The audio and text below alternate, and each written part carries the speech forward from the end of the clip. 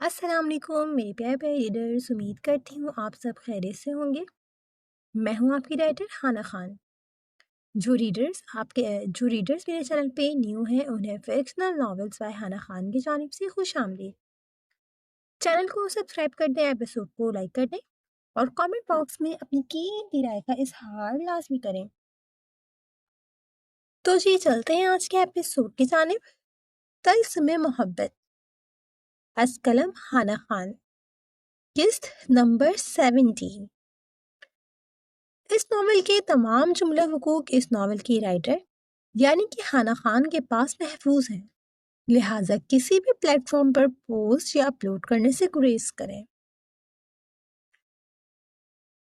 گاڑی کے بونٹ سے چپکی لڑکی کو اب بھی اپنی جانب خوف زدہ نظروں سے دیکھتے پا کر شاویز نے گہرا سانس لیا۔ نقوش میں اب بھی سنجیدگی سی گھلی تھی۔ دوسرے ہی لمحے اس کا مضبوط ہاتھ گاڑی کے دروازے پہ ٹھہرا تھا اور اگلے ہی لمحے وہ دروازہ کھولتے مضبوط قدموں سے باہر نکلا تھا۔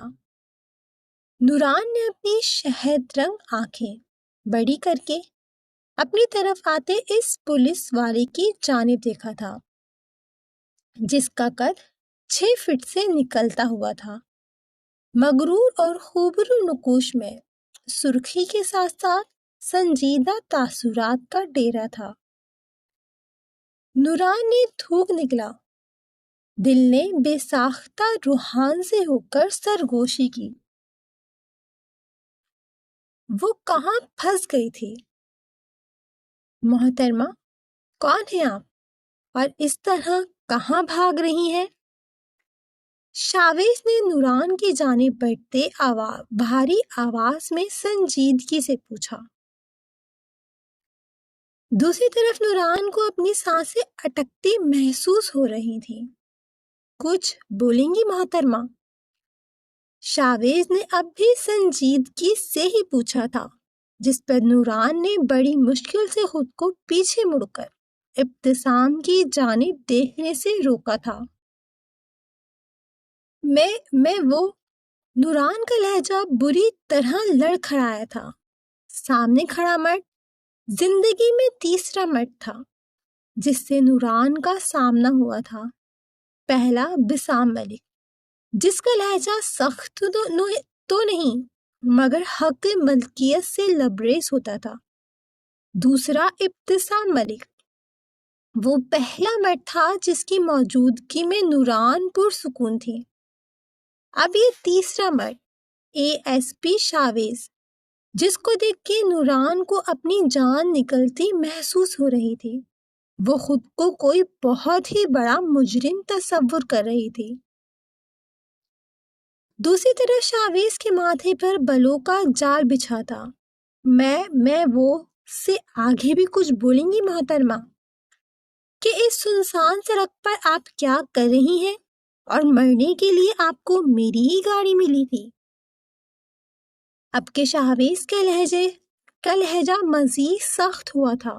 وہ دبا دبا سا گھرایا تھا، جس پر دور کھڑے ابتسام نے آنکھیں چھوٹی کر کے اس پاگل شخص کو گھورا تھا جو بلا وجہ معصوم سی نوران کو ڈرا رہا تھا۔ کیا اسے اندازہ نہیں تھا وہ معصوم جان پہلے ہی اس سے خوف زدہ تھی؟ جبکہ نوران کی بڑی بڑی شہد رنگ آنکھوں میں آنسو چمکے تھے، چہرہ لٹھے کی مانند سفید پڑا تھا اور اگلی ہی پل وہ لہرا کر زمین بوس ہوئی تھی، جس پر جہاں دور کھڑی ابتسام نے اپنا سر زور سے درخت سے ٹکرایا تھا، وہیں شاویز نے سیاہ گلاسز اتارتے آنکھیں چھوٹی کیے سڑک پہ دھڑم سے گرتی اس چھوئی موئی سی لڑکی کو دیکھا تھا، اور پھر نفی میں سر ہلاتے پینٹ تھوڑی سی اونچی کرتے پنجوں کے بل نوران کے پاس سڑک پر بیٹھا تھا۔ کیا یار، اب یہ کیا مصیبت میرے گلے پڑ گئی ہے؟ آج کا دن ہی خراب ہے۔ شاویز نے جھنجھلاتے ہوئے ارد گرد دیکھا، جیسے جیسے اس سامنے پڑی مصیبت کی پیچھے کی وجہ جاننا چاہتا ہو، مگر سڑک دور دور تک سنسان تھی۔ او ہیلو مس مصیبت، آنکھیں کھولیں۔ شاویز نے شہادت کی انگلی سے ہلکا سا نوران کا چہرہ ہلایا۔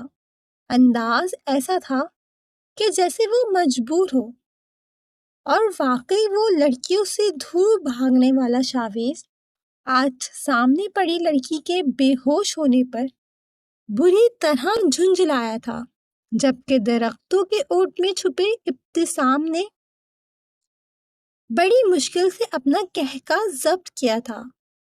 سامنے بیٹھے 2 نمبر پولیس والے کی آنکھیں اور کان بہت تیز کام کرتے تھے، مگر جو بھی تھا، ابتسام کو اس کی حالت دیکھ کر بہت مزہ آ رہا تھا۔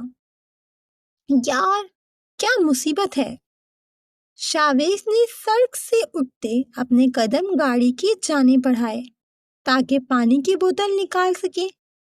دوسرے ہی لمحے وہ ایک بار پھر اسی پوزیشن میں بیٹھا، اپنے ہاتھ کی ہتھیلی میں تھوڑا سا پانی ڈالتے سامنے پڑی لڑکی کے چہرے پر ڈال رہا تھا، مگر مجال ہو اس لڑکی میں ذرا سی بھی جنبش ہوئی ہو، کہیں یہ گزر تو نہیں گئی۔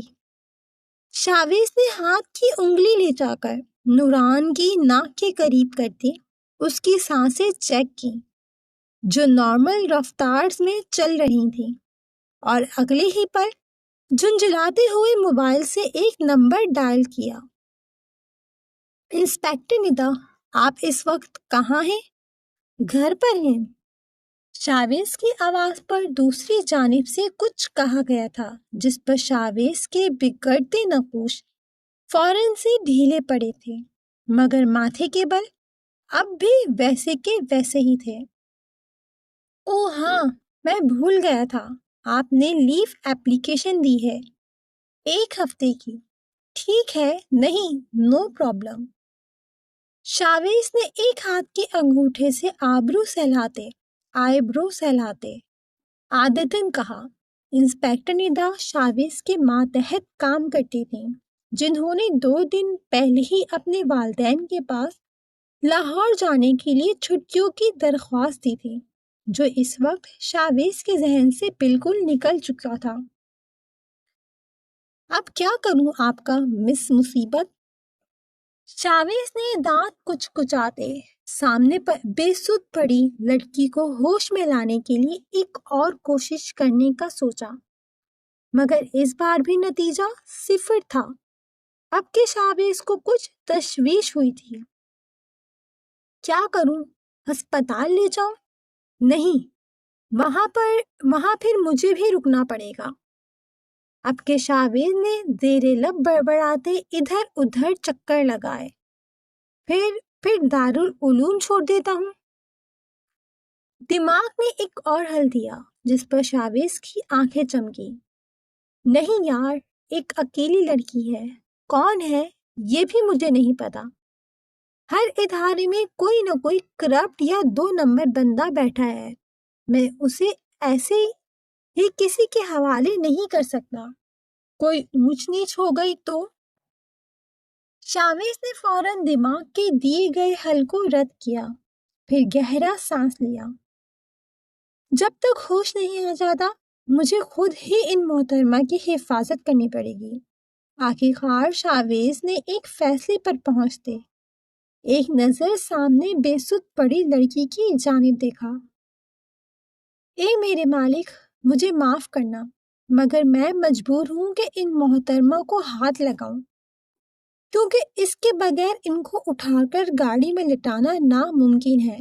شاویز نے افسوس سے سر اٹھا کر آسمان کی جانب دیکھتے نفی میں سر ہلایا، پھر لب بیچتے سڑک پر پڑی نوران کی جانب بڑھتے احتیاط سے اپنی باہوں میں اٹھا کر اپنا رخ گاڑی کی بیک سیٹ کی جانب کیا۔ تیز چلتی ہوا دونوں کے وجود پر بکھرتی صبح کی ٹھنڈی کرنیں، ہوا سے جھومتے درخت اور دور کھڑا ابتسام پرسکون سا مسکرا دیے۔ دوسری طرف شاویز نے احتیاط سے نوران کو اپنی گاڑی کی بیک سیٹ پر لٹا کر اس کے وجود پر اس کی چادر درست تھی، یہاں تک کہ چہرہ بھی چھپا دیا۔ پھر اپنی سیٹ پر بیٹھتے اپنا سر اسٹیئرنگ پر ٹکایا۔ اب وہ سوچ رہا تھا کہ اسے لے کر کہاں جائے۔ گھر لے کر تو نہیں جا سکتا، 1 سیکنڈ لگے گا بابا جان کے پاس فون جانے میں کہ آپ کا بیٹا اپنے ساتھ کسی لڑکی کو لے کر آیا ہے، وہ بھی اپنی باہوں میں اٹھا کر۔ شاویز نے آنکھیں گھما کر اپنے ہمسایوں کی نقل اتاری۔ پھر کچھ دیر سوچنے کے بعد اس نے افسوس سے پیچھے دیکھا۔ صرف اس لیے کہ تم لڑکی ہو اور وہ بھی بے یار و مددگار، جب تک مجھے یہ نہیں پتا چل جاتا کہ تم کون ہو تب تک تم میرے اپارٹمنٹ میں رہ سکتی ہو۔ افسوس، اس اپارٹمنٹ میں رہنے والا تم پہلا نفوس ہو، ورنہ میں وہاں کسی پرندے کو بھی پر پڑھانے کی اجازت نہیں دیتا۔ شاویز نے سرخ ہوتی آنکھوں سے تکلیف سے کہا اور پھر اپنی گاڑی زن سے بھگا لے گیا۔ درختوں کے پیچھے ابتسام نم سا مسکرا دیا اور فوراً سے پیچھے ہوا۔ جانتا تھا گاڑی میں بیٹھے مغرور شخص کی نگاہیں چاروں طرف گھوم رہی ہوں گی، اور ابتسام نہیں چاہتا تھا کہ اسے شک ہو کہ نوران کو اس کے پاس ابتسام چودھری نے ہی بھیجا ہے۔ مجھے یقین ہے تم سے بہتر نوران ملک کی حفاظت کوئی نہیں کر سکتا، ابتسام زیر لب کہتا مسکراتے ہوئے گاڑی کی جانب بڑھ گیا تھا۔ دوسری طرف شاویز کی گاڑی کا رخ اس کے اپارٹمنٹ کی جانب تھا، تو وہی محبت جھومتی ہوئی اس دیوانے کی بے وقوفی پہ کھلکھلا کر ہنستی، جو اپنے آپ کو خود ایک نئی کہانی کی طرف دھکیل رہا تھا، جہاں اس نے جھکنا تھا، ٹوٹنا تھا، تڑپنا تھا، جاننا تھا کہ محبت اصل میں ہے کس بلا کا نام۔ شدت سے کسی کو دیوانوں کی طرح چاہنا تھا، اس شدت سے کہ وہ اس کے لیے کسی کو مار بھی سکتا تھا اور مر بھی سکتا تھا۔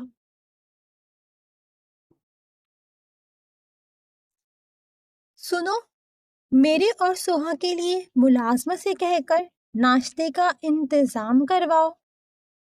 پریحان جو گارڈن ایریا سے آتے سپاٹ تاثرات کے ساتھ اپنے کمرے کی جانب جا رہی تھی، اپنے سامنے دیوان کی مانند کھڑی آئلین کو دیکھتے اس کے تاثرات میں ناگواری سے پھیلی تھی، جبکہ اس کے حکم سنتے پریحان نے طنزیہ نظروں سے اس کی جانب دیکھا تھا۔ کیوں، تمہارے پاؤں ٹوٹے ہیں یا زبان؟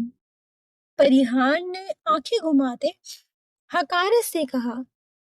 اسے ان دونوں بہن بھائیوں سے عجیب سی چڑ سی ہونے لگی تھی، خاص کر آئلین سے۔ یہ تم کس لہجے میں مجھ سے بات کر رہی ہو؟ آئلین دبے دبے لہجے میں غصے سے پھنکاری تھی، چہرہ توہین کے مارے سرخ ہوا تھا، اسی لہجے میں جس کے تم حقدار ہو۔ پریحان کے دو بدو جواب دینے پر آئلین کا بس نہ چلا کہ رکھ کر ایک زوردار تھپڑ پریحان کے گال پر چڑھتے۔ بھول گئی ہو تمہاری ہونے والی بھابھی ہوں، آنے والے وقتوں میں تمہیں اپنے بھائی سے ملنے کے لیے بھی میری اجازت کی ضرورت ہوگی۔ اگر نہیں چاہتی کہ تم پر زندگی تنگ کر دوں تو وہی کرو اور ویسا ہی کرو جیسا میں چاہتی ہوں۔ آئلین نے مغروریت سے کہتے انگلی اٹھا کر جیسے پریحان کو وارن کیا تھا، جس پر پریحان کے لبوں پر طنزیہ مسکراہٹ پھیل گئی تھی۔ میں پریحان غازیان خان زادہ ہوں اور مجھے کسی کی بھی اجازت کی ضرورت درکار نہیں، خاص کر تم جیسی مکار اور فریبی عورت کی۔ اگر ابھی میں اپنی پر آئی نا تو میرے لالا تمہاری طرف دیکھنا بھی پسند نہیں کریں گے۔ پریحان نے بھی آئلین کے ہی انداز میں کہا، جس پر آئلین کھلکھلا کر ہنستی۔ انداز صاف مذاق اڑانے والا تھا۔ بالکل ویسے ہی سویٹی جیسے آج سے 15 سال پہلے ذریعام خانزادہ نے تمہاری باتوں پر یقین کیا تھا۔ افسوس ہوا تھا نا، جب نہ اذہان خانزادہ تمہاری طرف کھڑا تھا اور نہ ہی تمہارا خود کا بھائی۔ وہ دونوں کل بھی آئلین خانزادہ کی ایک آنسو پر تڑپ اٹھتے تھے، اور آج بھی ایسا ہی ہے نا؟ دیکھا تھا نا کل رات؟ نکل آؤ خوش فہمیوں سے پریحان غازیان خانزادہ کہ سردار ذریعام خانزادہ تمہارے کہنے پر آئلین یزدان خانزادہ سے دست بردار ہوگا۔ وہ آئلین خانزادہ سے عشق کرتا ہے، دیوانگی کی حد تک پاگل ہے وہ میرے پیچھے۔ آئلین نے چمکتی آنکھوں سے مغروریت سے کہتے پریحان کو آنکھ ونک کی تھی، جس پر نہ چاہتے ہوئے بھی پریحان کی آنکھیں نم ہوئی تھی۔ وہ جانتی تھی سامنے کھڑی مغرور لڑکی کا کہا ہوا ایک لفظ سچ ہے۔ دوسری طرف پریحان کی آنکھوں میں تیرتی نمی دیکھتے آئلین کو اپنے پور پور میں سکون سا اترتا ہوا محسوس ہوا تھا۔ نہ جانے دوسروں کو تکلیف دینے سے اس کی کون سی حس کو سکون ملتا تھا۔ اب جاؤ، جیسا کہا ہے ویسا کرو۔ آئندہ بھی تمہیں میری ہی بات ماننی ہے۔ ابھی سے پریکٹس کر لو، فائدے میں رہو گی۔ آئلین نے آنکھیں ٹپٹپاتے بالوں کی لٹ کو انگلی میں گھماتے پریحان کی جانب کچھ جھک کر طنزیہ لہجے میں کہا، جس پر پریحان کے ہونٹوں پر نفرت بھری مسکراہٹ پھیلی تھی۔ مجھے اس دن کا شدت سے انتظار ہے جب میرا رب تمہاری رسی کھینچے گا، تم گھٹنوں کے بل گرو گی، میں دعا کروں گی جلد تمہارا یہ غرور کا بت پاش پاش ہوتے خاک میں ملے، تم رو تڑپو اور کوئی تمہاری سننے والا نہ ہو۔ پریحان نے سرد لہجے میں کہتے کہا اور تنفر بھری نظر آئلین پر ڈال کر مڑنے ہی لگی تھی کہ سویٹی میں کوئی ایری گہری نہیں ہوں، بلکہ میں آئلین خانزادہ ہوں۔ آئلین کی غرور بھری آواز نے اسے روکا۔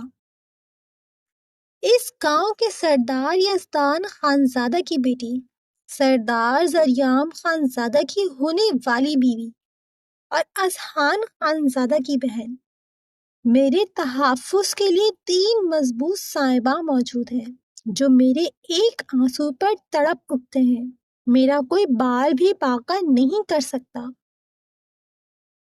آئلین کا چہرہ پریحان کی بددعا سے پل بھر میں سفید پڑ گیا تھا، مگر اپنے ڈر کو چھپانے کے لیے وہ دبا دبا سے گر رہی تھی۔ دوسری طرف جیسے پریحان نے اس کی جانب پلٹ کر دیکھنا بھی ضروری نہ سمجھا اور اپنے کمرے کی جانب بڑھ گئی۔ پیچھے رہ گئی تھی آئلین، جو بھول چکی تھی کہ مغروریت انسان پر نہیں جچتی، بلکہ یہ صفت تو صرف اللہ کو زیب دیتی ہے جو دونوں جہاں کا مالک ہے۔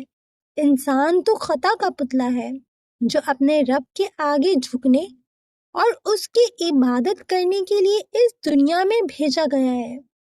جو خود اپنے خالق کا محتاج ہو تو بھلا اس پر غرور کیسا؟ اگر بات مغروریت کی جائے تو ہم یہ کیوں بھول جاتے ہیں کہ مغرور تو فرعون بھی تھا، مگر نہ زمین نے اسے پناہ دی، نہ پانی نے قبول کیا اور نہ ہی آگ نے اسے جلایا۔ وہ عبرت کا نشان بن گیا جسے قیامت تک دنیا یاد رکھے گی۔ مگر آئلین یہ سمجھنے سے قاصر تھی کہ جب بخت تخت الٹنے پر آتا ہے تو انسان کے پاس کچھ نہیں رہتا، نہ دولت، نہ شہرت اور نہ ہی غرور۔ آج وہ جن 3 مردوں کے سہارے اپنی مغروریت پر ناز کر رہی تھی، آنے والے وقتوں میں یہی 3 مرد اس کے خلاف کھڑے ہوں گے۔ وہ جانتی ہی نہ تھی اس کی مغروریت، اس کی چالاکی اسے اندیکھے دلدل کی جانب پھینک رہی ہے، جہاں سے نکلنا اس کے لیے مشکل ہوگا۔ اگر جان لیتی تو سنبھل جاتی، مگر وہ کہتے ہیں نا کہ کچھ لوگ ٹھوکر کھا کر سنبھلتے ہیں۔ آئلین یزدان خانزادہ کا شمار بھی ان لوگوں میں ہی ہوتا ہے جو سب کچھ گوا کر آخر میں خالی ہاتھ رہ جاتے ہیں۔ مگر کیا واقعی آئلین خانزادہ کا بخت اتنا سیاہ تھا کہ اس نے خالی ہاتھ رہ جانا تھا؟ پریحان جا چکی تھی، مگر اس کی دی ہوئی بد دعا کی بزغشت آئلین کے کانوں میں دیر تک گونجتی رہی۔ اسے خبر ہی نہ تھی کہ جلد اس کا بخت اس تخت کو پلٹنے والا ہے، وہ بھی اسی کے ہاتھوں، اور تب سوائے پچھتاووں کے اس کے پاس کچھ نہیں ہوگا۔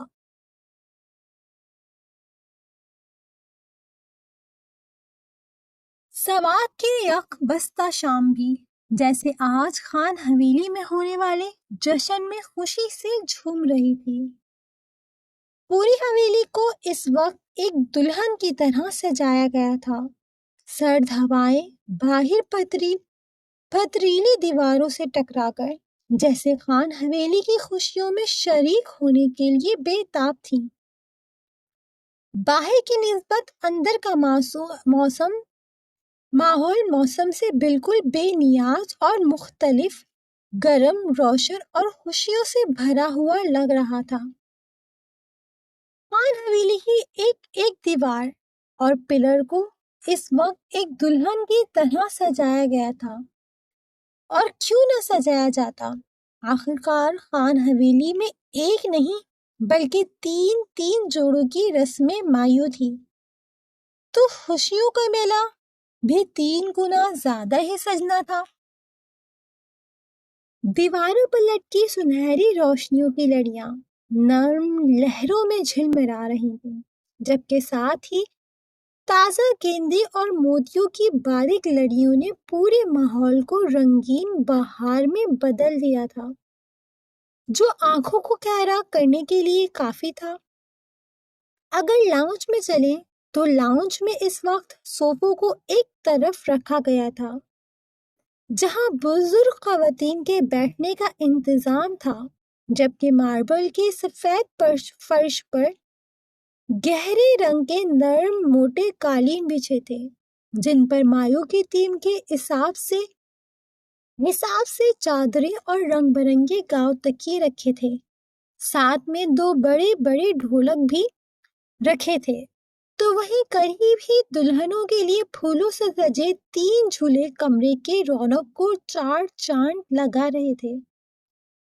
لکڑی سے بنے خوبصورت جھولوں کو پیلے اور سفید رنگ کے خوبصورت پھولوں سے سجایا گیا تھا، جن کے درمیان میں باریک باریک گولڈن رنگ کی لائٹس بھی جگمگا رہی تھیں۔ ساتھ ہی نرم کشن اور رنگ برنگے گاؤ تکیوں کے ساتھ ان پر نرم گدے بچھے تھے، تو وہیں ایک گوشے میں بنا خوبصورت سا بڑا سا آتش دان دھیمی دھیمی شعلوں سے جل رہا تھا۔ اس کی گرماہٹ سرد موسم پر ہلکی سی برتری جما کر پورے لاؤنج میں سکون اور آسودگی کی تہ بچھا رہی تھی۔ تو وہیں حویلی میں جگہ جگہ رکھے ہیٹرز بھی اپنا کام بخوبی انجام دے رہے تھے۔ خان حویلی میں مہمانوں کی آمد و رفت شروع ہو چکی تھی۔ دور دور کے گاؤں سے آئے لوگ بھی اپنے سردار کی خوشیوں میں شرکت کرنے کے لیے بے تاب تھے۔ زنان خانے کا لاؤنج ہو یا مردانے کا، سبھی آہستہ آہستہ مہمانوں سے بھرنے لگا تھا۔ تو وہیں سیڑھیوں سے اترتی عفاف کے ایک ہاتھ میں مہندی کی تھال تو دوسرے ہاتھ میں تحفے تحائف تھے، جو آئلہ نے ہی سب مہمانوں کے لیے منگوائے تھے۔ عفاف اس وقت ہلکے پیلے رنگ کے ڈیزائنر لہنگے اور لانگ شرٹ میں ملبوس تھی، ہاتھوں میں گلابی اور سفید پھولوں کے گجرے، کانوں میں ویسے ہی بالیاں پہنے، جبکہ چھوٹی سی پیشانی پر اسی طرح کی سفید اور گلابی پھول کی بڑی سی بندیا سجی تھی۔ لائٹ براؤن سلکی بال ترتیب سے پشت پر بکھرے تھے۔ عفاف، حورین اور پریحان نے ایک جیسی ہی ڈریسنگ کی تھی۔ ابھی عفاف سنبھل کر سیڑھیوں سے اترنے کی کوشش کر ہی رہی تھی کہ سامنے سے آتے اپنے موبائل میں مصروف زریام کو دیکھتے اس کی دھڑکنیں تھمی تھیں۔ وہ لگ ہی اتنا ہینڈسم رہا تھا۔ زریام خانزادہ اس وقت سفید کرتے شلوار میں ملبوس تھا، کندھوں پر روایتی شال ڈالے بلا کا پرکشش لگ رہا تھا۔ ویسے تو اس کے آج کے حلیے اور روز کے حلیے میں کچھ زیادہ فرق نہیں تھا، مگر ہاں، آج اس کے چہرے کی چمک دیدنی تھی، جو یہ واضح کرنے کے لیے کافی تھی کہ وہ کس قدر خوش ہے، اور اس کا خوش ہونا بنتا بھی تھا۔ آخرکار وہ اپنی من پسند عورت کو پوری طرح اپنے نام کرنے والا تھا۔ اس سے پہلے زریام عفاف کی جانب متوجہ ہوتا کہ عفاف نے تیزی سے اپنی نظریں پھیری تھیں، مگر یکلت زریام نے موبائل سے اپنی نگاہیں ہٹا کر سامنے کی جانب دیکھا تھا، جہاں عفاف سنبھل کر سیڑھیوں سے اترنے کی کوشش میں ہلکان ہو رہی تھی۔ وجہ اس کا ہیوی ڈریس اور ہاتھوں میں موجود ڈھیر سارا سامان تھا۔ زریام جس کی نظریں بے ساختہ ہی عفاف کی جانب اٹھی تھی، اور وہ جیسے کچھ لمحوں کے لیے عفاف پر ٹھہر سی گئی تھی۔ وہ پل بھر کے لیے تھما تھا، پھر سر جھٹک کر اپنی نظروں کا زاویہ بدل چکا تھا۔ او مسٹر خروس، مدد ہی کر دیں، دیکھ نہیں رہے کتنی مشکل سے اتر رہی ہوں میں۔ زریام کو نظر بچا کر خود کے قریب سے گزرتے دیکھ کر عفاف نے اپنی شہد رنگ آنکھوں کو چھوٹا کر کے زریام کو مخاطب کیا، جس پر زریام نے ترچھی نظروں سے اس کی جانب دیکھا تھا۔ تو کس بے وقوف نے کہا تھا خود سے زیادہ وزن اٹھانے کو؟ زریام نے سنجیدگی سے عفاف کی جانب دیکھتے اس کے ہاتھ سے ایک تھال پکڑا تھا۔ موری نے کہا تھا کہ اوپر سے لے آؤ، اب آپ میری موری کو ایسے تو نہیں کہہ سکتے۔ عفاف نے کچھ شرارت سے کہا، جس پر زریام سر جھٹک کر آگے کی جانب بڑھ گیا تھا۔ تو وہی عفاف کے دل میں ٹیس سی اٹھی تھی۔ آپ ہمیشہ مجھے ایسے نظر انداز کیوں کرتے ہیں زریام؟ عفاف نے اپنی آنکھوں کی نمی پیتے افسردگی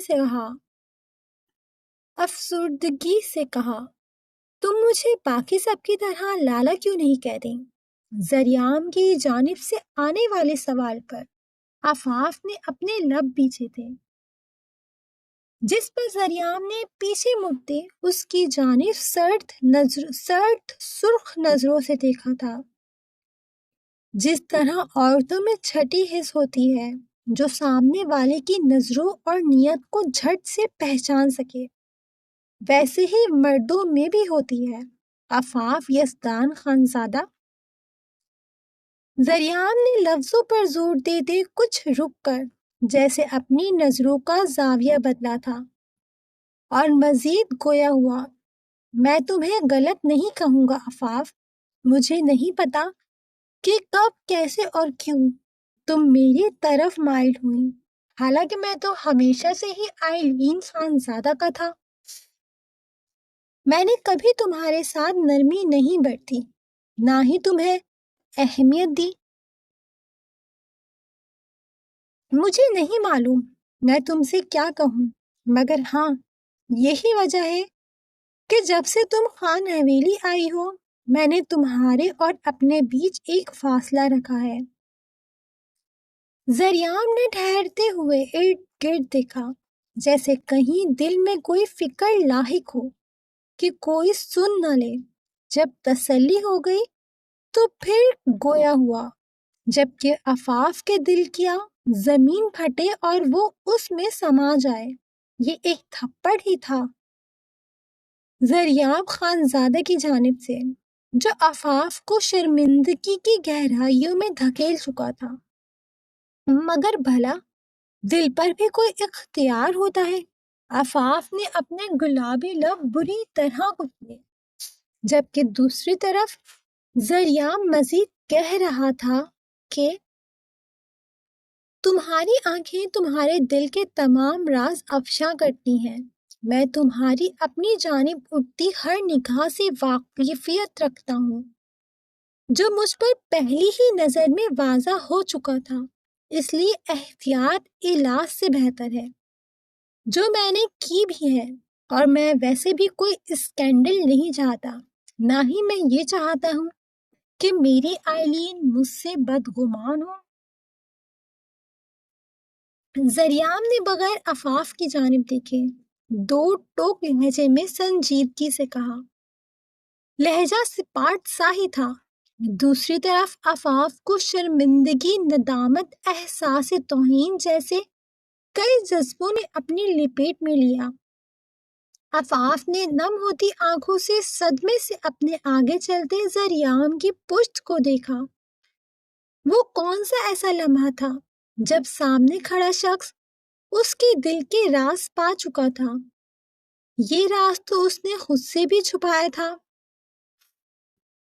تو پھر برسوں پہلے آپ نے آئلین کے جھوٹ کو کیوں نہیں پکڑا؟ زریاب جو عفاف کے لبوں سے اپنی کہی گئی باتوں کی نفی چاہتا تھا، وہ چاہتا تھا کہ عفاف یہ کہے کہ زریاب خانزادہ، تمہاری چھٹی حس نے تمہیں غلط کہا ہے، عفاف کے دل میں تمہاری کوئی جگہ نہیں ہے۔ مگر بجائے اس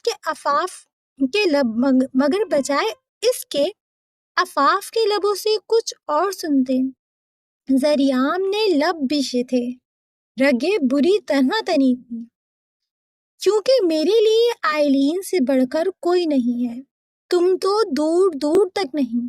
مجھے فرق نہیں پڑتا کہ تم کیا محسوس کرو گی، تمہیں کتنی تکلیف ہوگی، میں بس اتنا چاہتا تھا کہ آئلین کا دل نہ ٹوٹے۔ ویسے بھی تم میرے لیے کوئی معنی نہیں رکھتی۔ سامنے سے آتی پریحان کو دیکھتے زریاب اسے وہ تھال پکڑاتے اور پریحان کے سر پر ہاتھ رکھتے۔ لمبے لمبے ڈھگ پڑتا وہاں سے نکلتا چلا گیا تھا، جبکہ عفاف نے نم ہوتی آنکھوں سے اس بے حس کی پشت کو دیکھا تھا جس کی زندگی آئلین سے شروع ہو کر آئلین پر ہی ختم تھی۔ عفاف نے سسکی لیتے سختی سے اپنی آنکھیں موندی۔ یہ وہ راز تھا جو وہ کبھی نہیں چاہتی تھی کسی کو معلوم ہو، مگر آج وہ راز زریاب خانزادہ پا چکا تھا۔ ہاں، عفاف یزدان خانزادہ نے سالوں اس بے حس شخص کو چاہا تھا۔ کیوں، کیسے، کب، یہ بات وہ خود بھی نہیں جانتی تھی، اور وہ چاہت کب محبت میں اور کب عشق میں بدلی پتہ ہی نہیں چلا۔ مگر وہ یہ بھی جانتی تھی کہ اس کی محبت ایک طرفہ ہے، اور نہ ہی وہ کبھی آئلین اور زریاب کے بیچ آنے کا ارادہ رکھتی تھی، اور نہ ہی اسے زریاب خانزادہ کی چاہت تھی۔ مگر زریاب کے سخت اور زہر میں ڈوبے الفاظ تیر کی مانند عفاف کے دل میں چھپے تھے۔ دل کیا چلو بھر پانی میں ڈوب مرے۔ دوسری طرف پریحان نے نم ہوتی ترہم بھری نظروں سے عفاف کی جانب دیکھا۔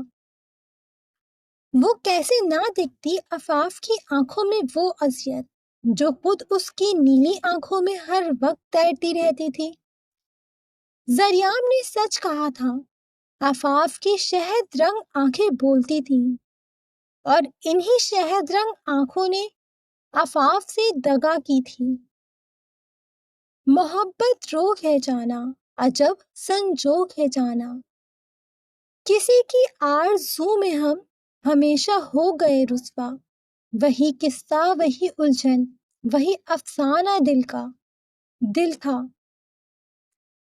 محبت ایک دھوکہ ہے، یہی سوگ ہے جانا، ہمیں بھی دیکھ لو ایک بار، ہمیں بھی جان لو ایک بار۔ تمہارے ہجر میں اکثر ہم اپنا آپ کھو بیٹھے، محبت روگ ہے جانا، عجب سنجوگ ہے جانا، شاعر نامعلوم۔ امید کرتی ہوں ہر ایپیسوڈ کی طرح آپ کو یہ ایپیسوڈ بھی پسند آیا ہوگا۔ چینل کو سبسکرائب کر دیں، ایپیسوڈ کو لائک کر دیں اور کامنٹ باکس میں اپنا آج کا پسندیدہ ڈائلاگ، سین یا کردار لازمی مینشن کریں۔ اب آپ سے ملاقات ہوگی اگلے ایپیسوڈ کے ساتھ۔ تب تک کے لیے خوش رہیں، آباد رہیں، ہنستے مسکراتے رہیں اور اپنی رائٹر کو دعاؤں میں یاد رکھیں۔ اللہ حافظ۔